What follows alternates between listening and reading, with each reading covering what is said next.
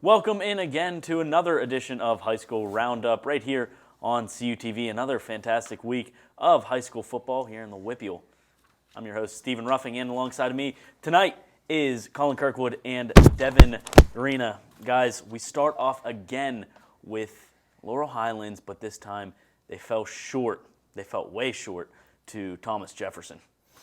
Yeah, TJ would go on to record their fourth shutout of the season in this Big 8 conference blowout. Yeah. So LH gave it the best they had, but ultimately it wasn't enough, Steve. You're right. Unfortunately, Laurel Highlands' effort wasn't enough. I have their highlights per usual, and we'll get right into them. Laurel Highlands, they put up a fight, but it wasn't enough. TJ started out with a 1-yard run, but this is a 12-yard run from Dylan Malozzi. That was his second. He scored the first. And then Dan Diebner, a 28-yard pass from Shane Stump. You're going to hear Stump's name a lot in these highlights. What a pass that was in the end zone. Malozzi went on to score another 4-yard touchdown for his third. And look at Stump on this one. 40 yards, just chucks that long, wide open in the end zone was Diebner once again.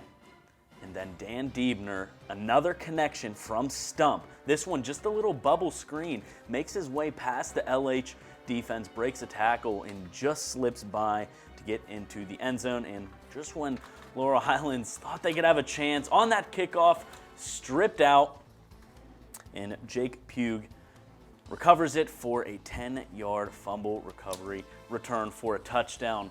Thomas Jefferson, they face Greensburg-Salem their next game. Look at that 7-0 record from them. And Laurel Highlands, they fall to 3-5. Laurel Highlands, their effort just wasn't enough against that TJ team. But TJ, of course, is a powerhouse. Yeah, TJ is a very tough team offensively, as you saw in the highlights. And defensively, getting that forced fumble on the kickoff return, their special teams is stepping up late in the schedule here. Maybe playoffs, that would be a big thing. Yeah, we'll see. Laurel Highlands, they need to step something up. They started off so promising, but just are kind of fizzling out. That is a tough TJ team. But on to the Big 8 scoreboards. Belle Vernon and West Mifflin, a rivalry within those two teams. 28-12, Belle Vernon came on top, Devin. Yeah, Pasco and Callaway had 292 yards combined. And unfortunately, Belle Vernon's starting quarterback, Hartman, tore his ACL. Condolences to him and a speedy recovery for that. But they did end up getting the win, and that's just an amazing offensive performance by Belle Vernon with that 292 rushing yards. Yeah, it is. Belle Vernon, they beat a tough West Mifflin team. Ringgold falls once again to continue a pretty disappointing season. Now continuing on in the Big 8, PENN-TRAFFORD victory over Trinity, 42-6. Indiana falls to Blackhawk. That's who Laurel Highlands takes on next week, is that Indiana team. Now let's take a look at those Big 8 standings and what these scores did to them. Thomas Jefferson stay on top, but Belle Vernon and West Mifflin still right below Thomas Jefferson.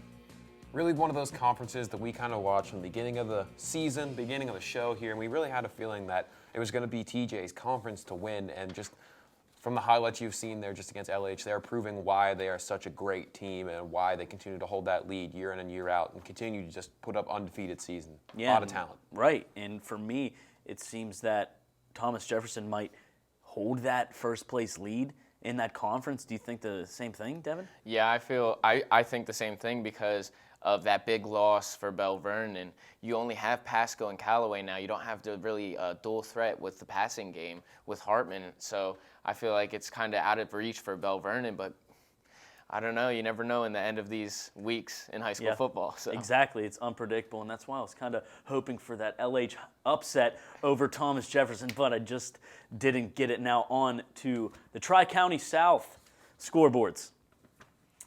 There you see Char Houston, a close victory, a low-scoring game against Avella, 14-7. California over Bentworth, and Colin, California really trying to get back into the season. Yeah, the third straight win for the Trojans here, and they are just vaulting themselves right back into Tri-County South talk with a winning streak like that. Yeah, and we'll see. They started off a little rough. Continuing on in the Tri-County South. Monessen win over MAPLETOWN, 42-0. Monessen rolling on right now, having a very impressive season after a highly disappointing season last year. Clairton, a big win over West Green. Clairton is a powerhouse, and they won that non-conference game, continuing on in the Tri-County South. Our Lady of Sacred Heart, 53-0 over Jeff Morgan in another non-conference matchup. Now, let's see what these scores do to those conference standings. Monessen stay at first, but West Green has the same record in conference with them. West Green, of course, non-conference. They were playing some tough teams in those non-conference games. Yeah, and you see California not that far behind at 4-1, so they could easily make a run for the playoffs if they keep this winning streak going, as Colin was saying earlier. Yeah, and it's something very surprising. Last season, West Green and Monessen, they really weren't even in the talks, and now they are right up there. Exactly, right up there in the 1 and 2 spots. Now, let's go to the Big East 3A scoreboards. Burrell falls to Freeport, 48-3. And Yawk and Derry, what a matchup this one was. Derry continuing to show their dominance, 63-20 over Yawk, Colin. Justin Flack scored 8 touchdowns to lead the number 3 Trojans to a Big East Conference road victory against those Cougars of Yawk in the Big East. Just 159 yards rushing for Flack, and he scored on runs of 27, 11, 46, 9, 2, and 48 yards. So really just taking that football up and down the field here, just showing how explosive Derry really is this season.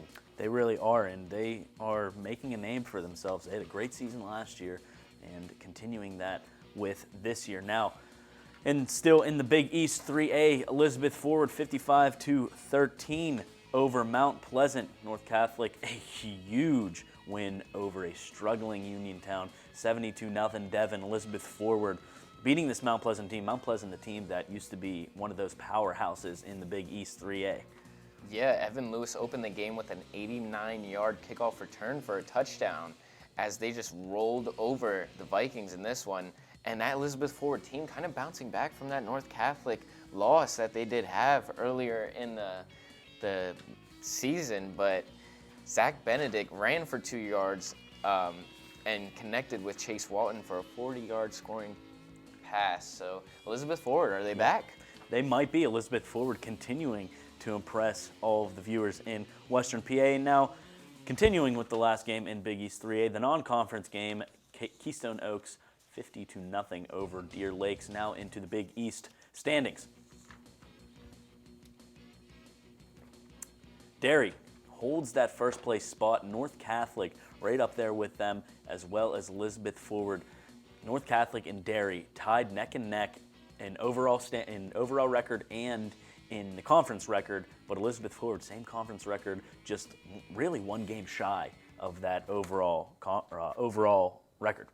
In this Big East here, we've seen there's a lot of good football teams here. Just being able to showcase that game against Elizabeth Forward and North Catholic earlier in the season, we got to see just how great of defense. We didn't expect that considering these are two high-scoring offensive teams in North Catholic and EF, but we got to see them really show their muscle on defense in North Catholic and show why they're one of the top 3 teams and why it's going to come down to the wire in this league this year. Right, and the Western Pennsylvania football continues to be unpredictable. It's going to be a wild one. There's only 2 more weeks left in the regular season until the playoffs start, but that's all we have right now. We're going to take a quick break, and after the break, we have our CUTV Game of the Week highlights, 2A scores and standings, 5A scores and standings, and of course our hometown standings, so don't touch that remote control. Stay tuned here on High School Roundup.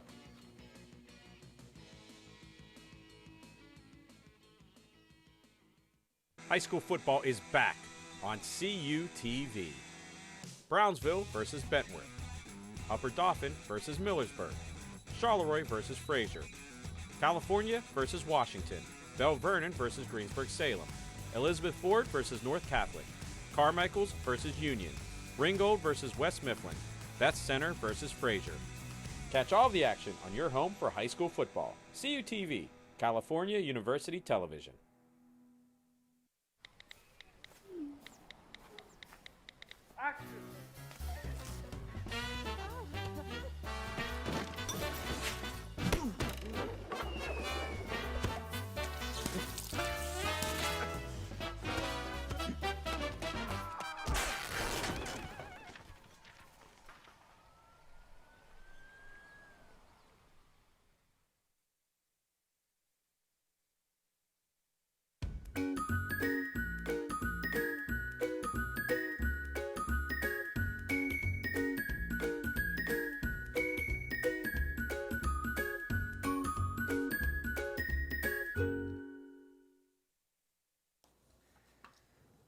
Welcome back, everybody, to High School Roundup.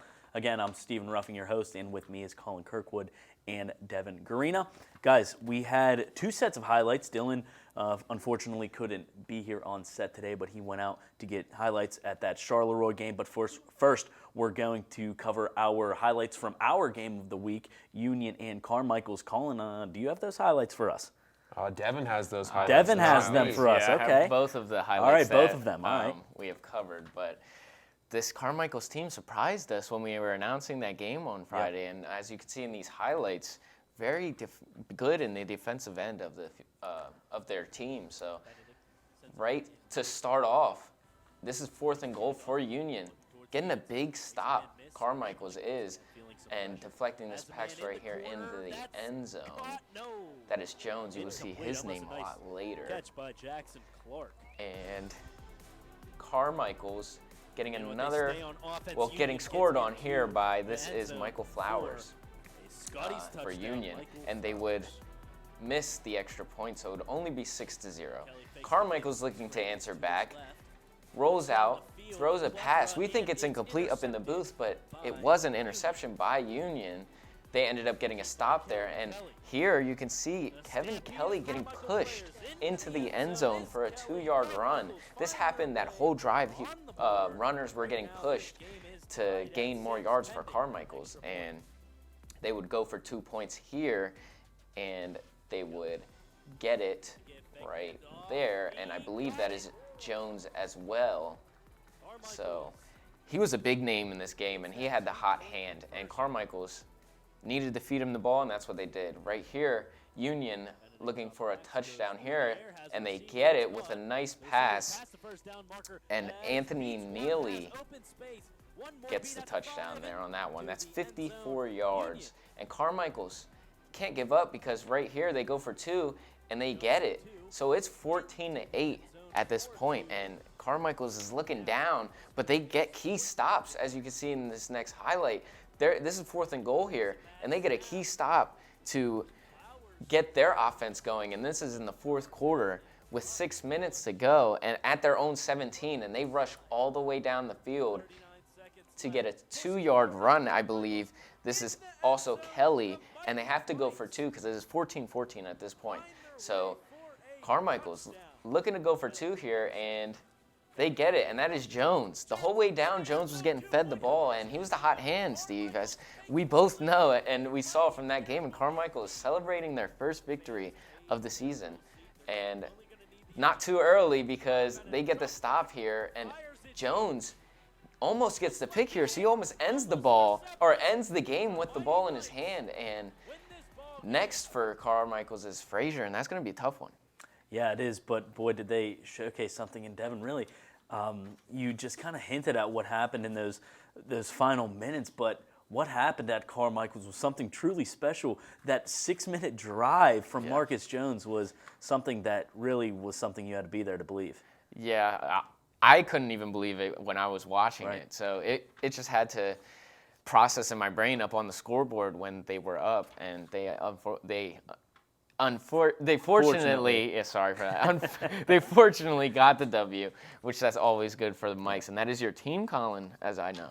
Yeah, I mean, it was so special to be down there. I mean, when you have a small town USA kind of team in Carmichael's, you can just tell the whole community comes out and is behind their team, and it was a special feeling to be there, being down on the sideline. You could really feel the energy they have, saying, wow, we've got a chance in this one. Let's see if we can pull it off, and they did, and the team was into it, the community was into it. It was a great win on homecoming for them. Didn't pick them, however, really messed up there. Oh, man. Can't bet against the home team, Exactly. Steve, That's exactly what it is. But what I really enjoy about Carmichael's is before the game, their marching band, they march along all through town. It's just something really cool that they do, one of those small town things. But Devin, don't get too comfortable because you have Dylan's highlights as well when he was at Charleroi. Yeah, Charleroi McGuffey, this was offensive, like back and forth offensive touchdowns here. So as we can go in and look into the highlights, Gino Pellegrini leading his team out onto the field, and Clutter leading his team out onto the field. Both names you will see later on in these highlights. Right here, Christian Clutter, a 30-yard pass from Whipkey there, and the kick was no good on the extra point. And that's something that Steve and I hinted at the high school game. These high school kickers, they need to, they have struggled, and Gino Pellegrini getting a 17-yard run, and their kick was good on that one. Right here you can see Clutter going straight into the end zone for another touchdown. This was back and forth with them, and also the kick was good on that one.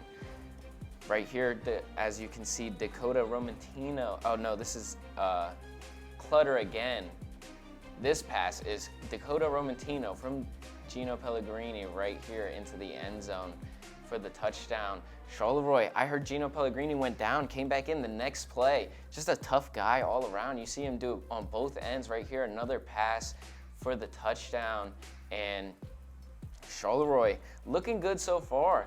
And McGuffey not looking like that undefeated beast that they came into this game looking. And right here you get the quarterback keeper with a Clutter 1-yard run. And the conversion was failed.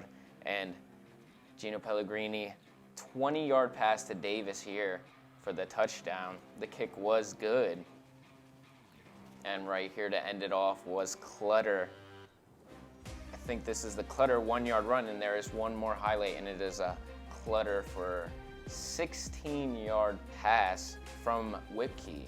So the game would end 46-33, and that is a 79 combined point game and just offensive powerhouse on both sides. McGuffey didn't look like the team that they were before this matchup. Yeah, you're right. And, you know, their next game is against Avonworth, and Charleroi has to take on Brownsville. Upset city, guys? Do we have an unpredictable upset on our hands? I personally say maybe. All right, so we're going to go into the interstate scoreboards now.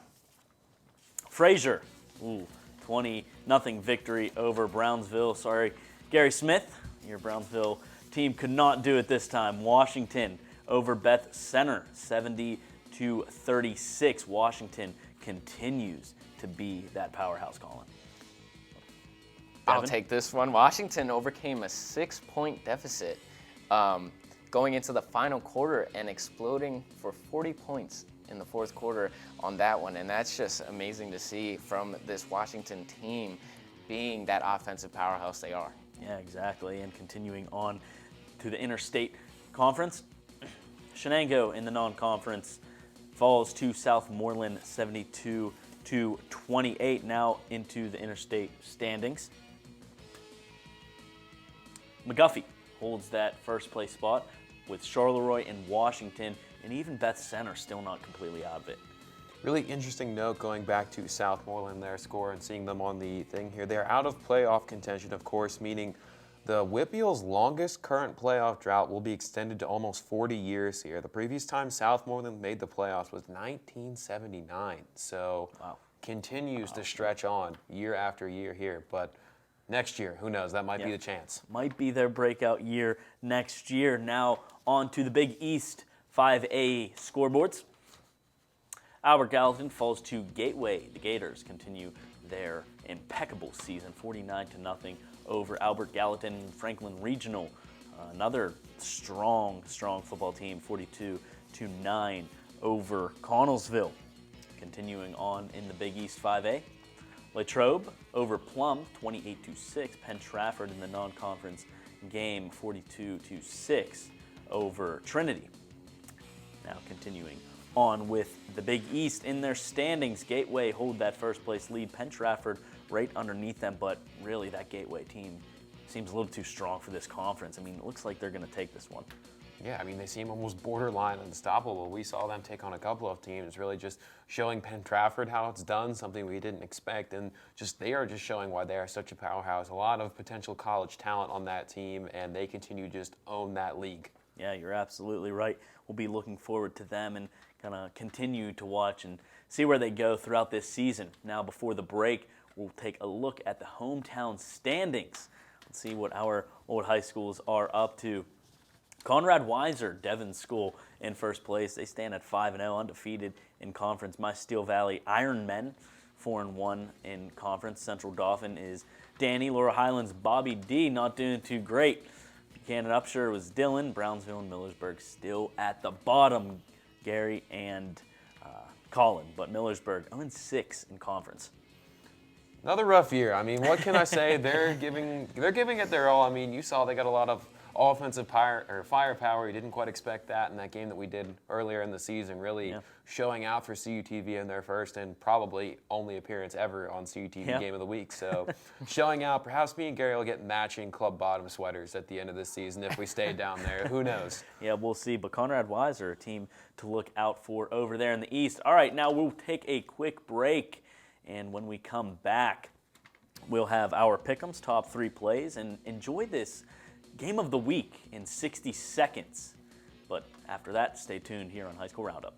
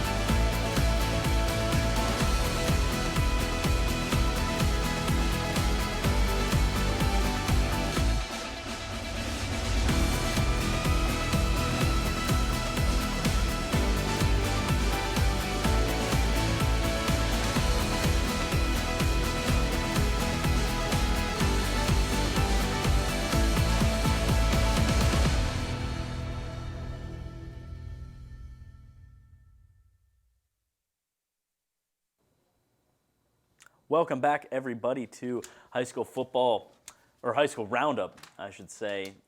We're going to go right into our pick'ems and see how we did.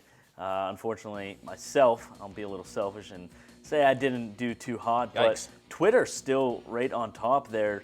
Bobby D pushing for first place. Dylan, I think he got a little cocky, but Colin, you did pretty well. Gary Smith and Danny Beck as well, going 4-2. Myself, Devin, you went 4-2, but you're still lingering down there with the high school roundup puppy.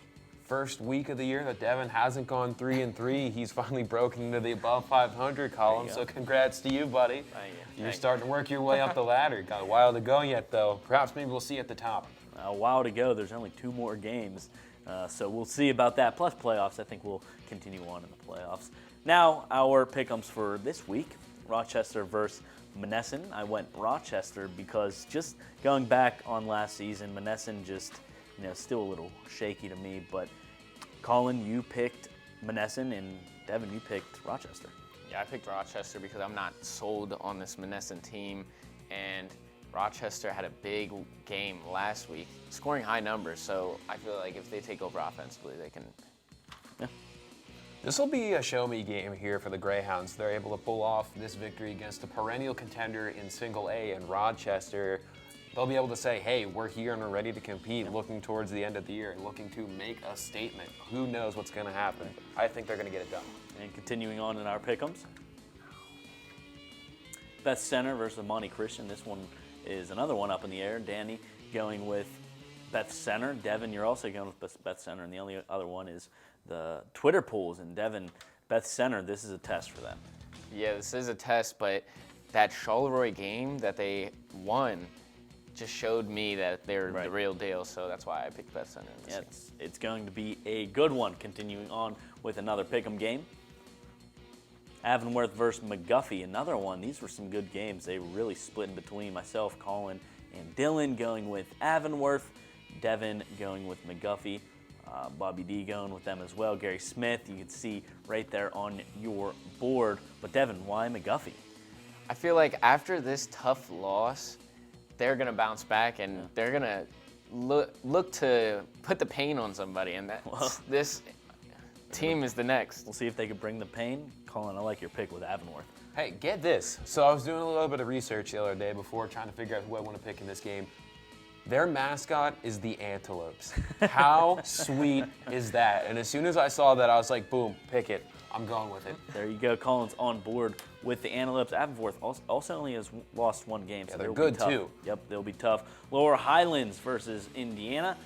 Gary Smith going with Indiana. Same with Danny. And sorry, guys, you're on the wrong side of that one. Continuing on in our pick'ems.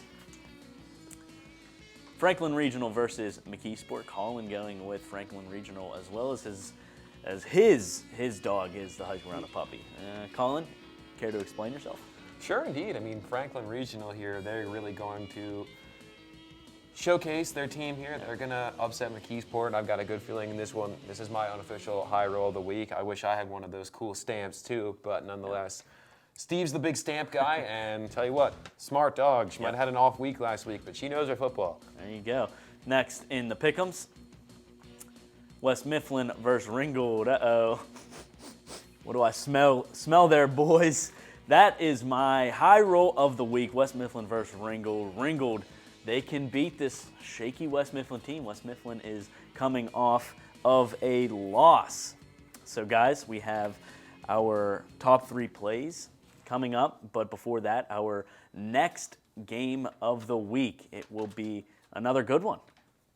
Yeah, we're going to get to travel on down to Ringgold here and showcase their new coach and see what they're all about here this season. I mean, it's, of course, a little bit of a growing year. You don't really just jump in with a brand new coach and take off from your first year, but nonetheless, it's a growing year, and we'll see what they've got. Right, that game of the week is my high roll, guys. It's been another fantastic episode, another great week of high school football. Thank you, guys, for Colin Kirkwood, for Devin Green, and for everyone in the booth, our director, Dalton Oswald this time, and, of course, Gary Smith. I'm Stephen Ruffing. Have a great night, everyone, and enjoy these top 3 plays.